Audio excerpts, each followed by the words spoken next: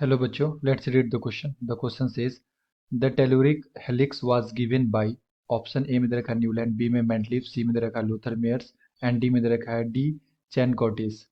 तो हमसे पूछा जा रहा है बच्चों क्वेश्चन में टेलुरिक हेलिक्स जो है होता है ये किसने दिया था। तो आइए देखते हैं इसका करेक्ट आंसर क्या होगा। एंड फर्स्ट ऑफ ऑल बात करते हैं की कॉन्सेप्ट।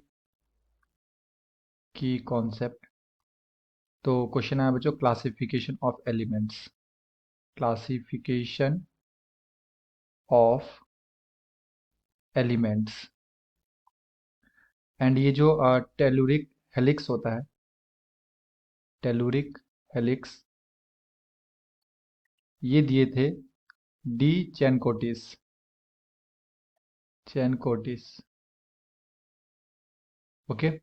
एंड ये न्यूलैंड से पहले दिए थे अपना ये लॉ। एंड ये एलिमेंट्स को अरेंज किए थे increasing order of their atomic mass. So we can write elements are arranged, elements are arranged in increasing order, in increasing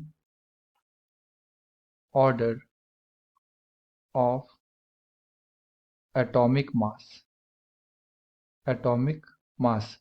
and एक तरह का ये सिलेंड्रिकल लाइक टेबल बनाए थे, इस तरह का cylindrical table.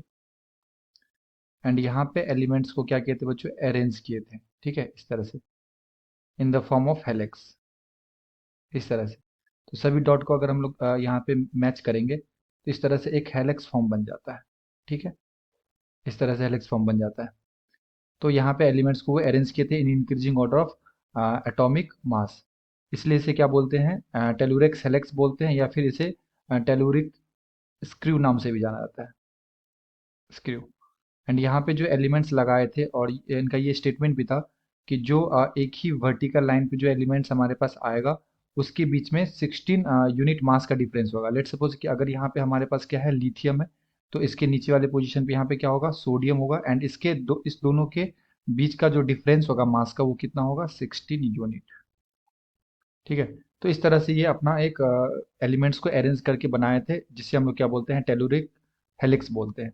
So the appropriate answer is option number D, D चैनकोटिस। एंड अगर हम लोग वन की बात करें, ऑप्शन नंबर ए की न्यूलैंड है, तो न्यूलैंड क्या बोले थे, ये ऑक्टेव रूल दिए थे, एलिमेंट्स को अरेंज किए थे increasing order of their atomic mass.